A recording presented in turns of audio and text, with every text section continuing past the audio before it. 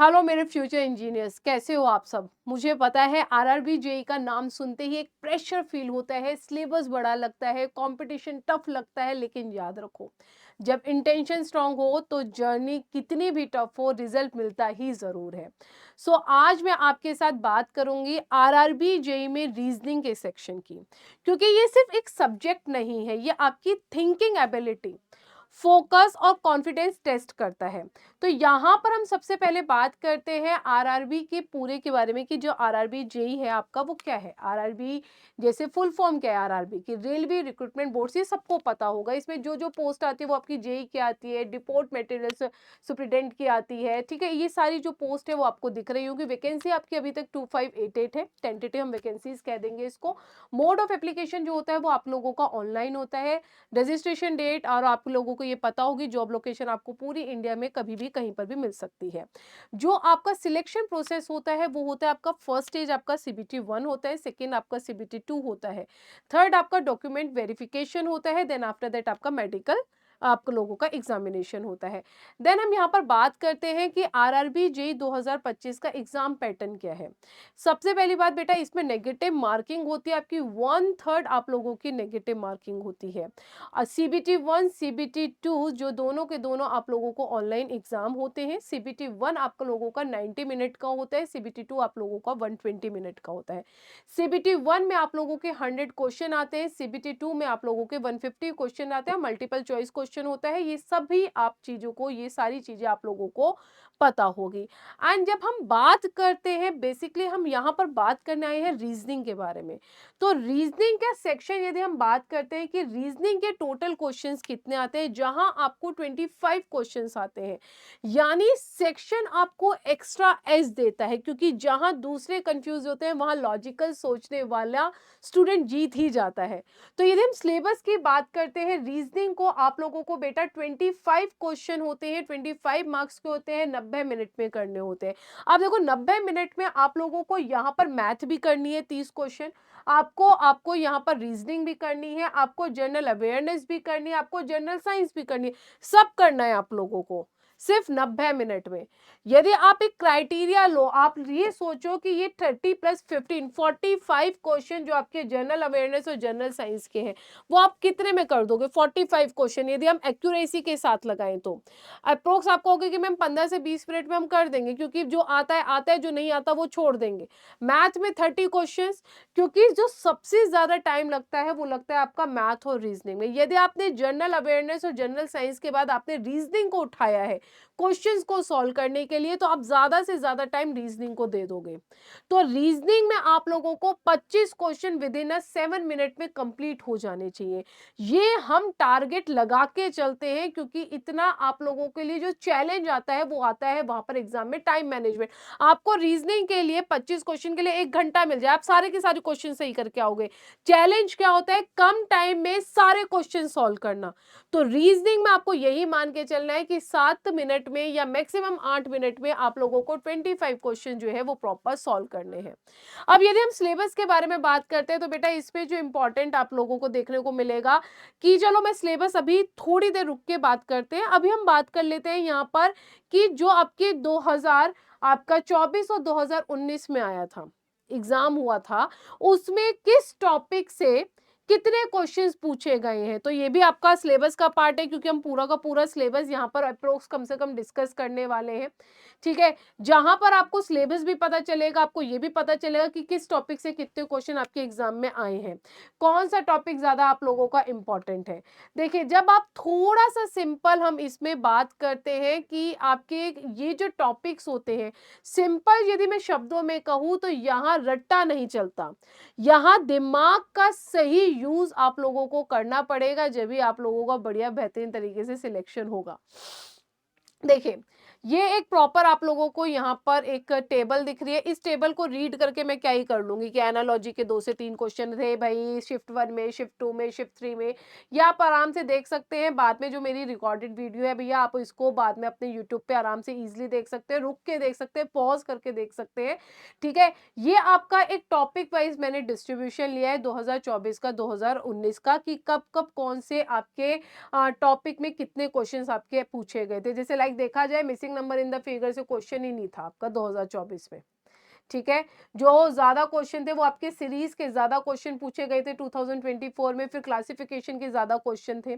ठीक है, जिन्हें हम बात करते हैं बेटा सिटिंग अरेंजमेंट के क्वेश्चंस देखने को मिले हैं। क्लॉक एंड कैलेंडर से गलती से एक शिफ्ट में क्वेश्चन देखने को मिल गया, लेकिन बाकी की शिफ्ट में नहीं मिला।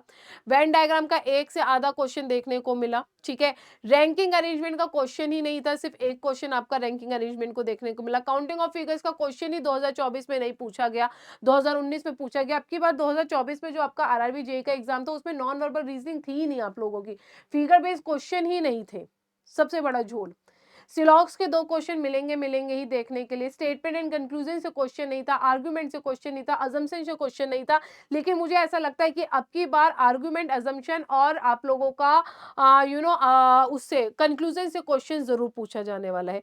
डेटा सफिशिएंसी से हर एक शिफ्ट में लास्ट उसमें 2024 में एक क्वेश्चन आप लोगों का ऐड था। डाइस एंड क्यूब से आप लोगों का क्वेश्चन नहीं था। मैथमेटिकल रीजनिंग से क्वेश्चन था, मैंने आपसे कहा था नॉन वर्बल रीजनिंग पूछी ही नहीं गई थी, लेकिन 2019 में नॉन वर्बल रीजनिंग पूछी गई थी। मिसलेनियस जो आपके एक आधा क्वेश्चन है जो हमारा एक टॉपिक के अंदर ही आ जाता है, हम भूल जाते हैं, तो वो एक या दो क्वेश्चन हमारा जो है वो हमने मिसलेनियस के उसमें डाल दिया। ठीक है, जैसे अरेंजमेंट ऑफ लेटर्स आ गया या अरेंजमेंट हमारा कुछ वर्ड्स का आ गया। अब यदि हम एक चीज को शॉर्ट जर्नी में देखें, शॉर्ट समरी में देखें, तो आप लोग ऑब्जर्व करोगे एनालॉजी इंपॉर्टेंट है भाई। 2019 में 4 से 5 क्वेश्चन थे, 2024 में 3 से 4 क्वेश्चन थे। क्लासिफिकेशन के बारे में हम बात करते हैं तो क्लासिफिकेशन 3 से 4 आपकी 2019 में पूछी गई थी और 2024 में भी सेम थी। सीरीज यहाँ पर इंपॉर्टेंट रोल प्ले करता है कि 4 से 5 क्वेश्चन आपके सीरीज के आने ही आने हैं। Missing number in the figure 2024 में पूछा ही नहीं गया। कोडिंग एंड डिकोडिंग के 3 से 4 क्वेश्चन पूछे गए हैं, तो ये मान के चलो कि कोडिंग एंड डिकोडिंग से 3 क्वेश्चन या 4 क्वेश्चन आएंगे। ब्लड रिलेशन बेटा, कोडेड ब्लड रिलेशन तो पूछा ही पूछा जाएगा, चाहे कुछ भी कर लो। तो भाई उसमें सबसे ज्यादा आप लोग टाइम को बर्बाद करके आते हो, तो टाइम को बर्बाद करने से अच्छा है कि उस क्वेश्चंस की प्रैक्टिस कर लो। भैया डेली 12 बजे क्लास होती है, 12 बजे क्लास में जुड़ जाया करो यूट्यूब पर, उसमें आराम से पढ़ लिया करो, अच्छी प्रैक्टिस हो जाएगी। मतलब एक टाइम के साथ आप लोग स्पीड, क्विकली जो एक्यूरेसी है आप उस पर ध्यान देने लग जाओगे। डायरेक्शन एंड डिस्टेंस का एक या दो क्वेश्चन तो भाई पूछा ही जाएगा, एक क्वेश्चन तो मान के चलो कि डायरेक्शन एंड डिस्टेंस का आएगा। पजल या सिटिंग अरेंजमेंट में यदि मैं बात कर दूं बेटा, तो 2 से 3 क्वेश्चन आपका पूछा जाता ही जाता है सिटिंग अरेंजमेंट से। क्लॉक एंड कैलेंडर से 2024 में गलती से एक आधा क्वेश्चन पूछ लिया, लेकिन 2019 में नहीं पूछा गया था। क्लॉक एंड कैलेंडर अब बहुत कम आ गया है, बहुत कम हो गया है, लेकिन सिलेबस का पार्ट है तो हमें पढ़ना पड़ेगा। वेन डायग्राम का क्वेश्चन पूछा ही पूछा जाएगा, चाहे वो 2024 हो चाहे वो 2019 क्यों ना हो। रैंकिंग अरेंजमेंट का एक क्वेश्चन आप लोगों का पूछा गया था 2024 में, 2019 में उसका नामो निशान नहीं था। काउंटिंग ऑफ फिगर्स, ये तो मैं आपको पहले बता चुकी हूँ, नॉन वर्बल रीजनिंग बिल्कुल खत्म कर दी गई थी 2024 में। सिलॉक्स का क्वेश्चन दोनों में पूछा गया था, एक दो क्वेश्चन आपका सिलॉक्स का पूछा ही पूछा जाता है। टॉपिक वाइज यदि हम बात करते हैं बेटा, लॉजिकल अरेंजमेंट ऑफ वर्ड्स में 0 0 0। यदि हम बात करते हैं डेटा सफिशिएंसी ऐड हो गया था 2024 में, एक से दो क्वेश्चन पूछा गया था। देन उसके बाद यदि मैथमेटिकल रीजनिंग आनी ही आनी है, एक या दो क्वेश्चन मैथमेटिकल रीजनिंग का आएगा। नॉन वर्बल रीजनिंग 2024 में गायब थी, मिसलेनियस से एक या दो क्वेश्चन आपके पूछे गए थे। ये है आप लोगों का कंप्लीट डिस्ट्रीब्यूशन, जहां पर हम बात कर रहे हैं टॉपिक वाइज के बारे में। मतलब यदि पेपर प्रिडिक्टेबल है, बस आपको स्मार्ट प्रिपरेशन चाहिए। अब सबसे इंपॉर्टेंट है कैसे क्रैक करोगे रीजनिंग को, कैसे आप लोग एक हैबिट में लाओगे, क्योंकि रीजनिंग एक हैबिट ही तो है। थोड़ा प्रैक्टिस करना होता है, क्वेश्चंस की जो प्रॉब्लम्स है, क्वेश्चंस की जो प्रॉब्लम है उसकी पजल्स को समझना होता है, सब कुछ आपको करना होता है। एक्यूरेसी भी चाहिए, स्पीड भी चाहिए, प्रीवियस ईयर क्वेश्चंस को इग्नोर बिल्कुल भी नहीं करना है। तो इसके यदि मैं बेटा की फैक्टर्स के बारे में बात करती हूँ रीजनिंग के, तो फर्स्ट क्या है आप लोगों का की फैक्टर, हाई स्कोरिंग सब्जेक्ट है लेकिन प्रैक्टिस ज्यादा मांगता है। टॉपिक वाइज वेटेज जो मैंने अभी आप लोगों को बताई है, इसको समझना जरूरी है कि किस टॉपिक से कितने क्वेश्चंस आपके पूछे जाते हैं। शॉर्टकट एंड ट्रिक से कैसे हम ऑप्शन को एलिमिनेट करें, उससे हमारी स्पीड इंप्रूव होती है। देन उसके बाद प्रीवियस ईयर पेपर को लगाना जरूरी है। मैंने एक मैराथन क्लास में 2024 के सारे प्रीवियस ईयर पेपर को सॉल्व कराया हुआ है, जो कि आप लोगों को AJE super coaching text book के यूट्यूब चैनल पे मिल जाएगी, तो उसको देख लेना। 2024 में नो शिफ्ट के पूरे रीजनिंग के पेपर मैंने सॉल्व करा रखे हैं। देन उसके बाद बेटा टाइम मैनेजमेंट, जो सबसे बड़ा चैलेंज होता है रीजनिंग में, टाइम मैनेजमेंट। टाइम मैनेजमेंट सबसे ज्यादा जरूरी है। तो इस टाइम मैनेजमेंट को कैसे करोगे भैया, क्लास को करो, पढ़ो अच्छे से, तो ये टाइम मैनेजमेंट भी आप लोगों का इजिली हो जाएगा। एंड गाइज, आप लोगों को आरआरबी जेई के लिए प्रिपेयर करना है तो आप लोग हमारे आरआरबी जेई जीएसपी प्रोग्राम के साथ जुड़ सकते हैं, जहां पर आपको हम सिलेक्शन देते हैं, गारंटी देते हैं सिलेक्शन की, ठीक है।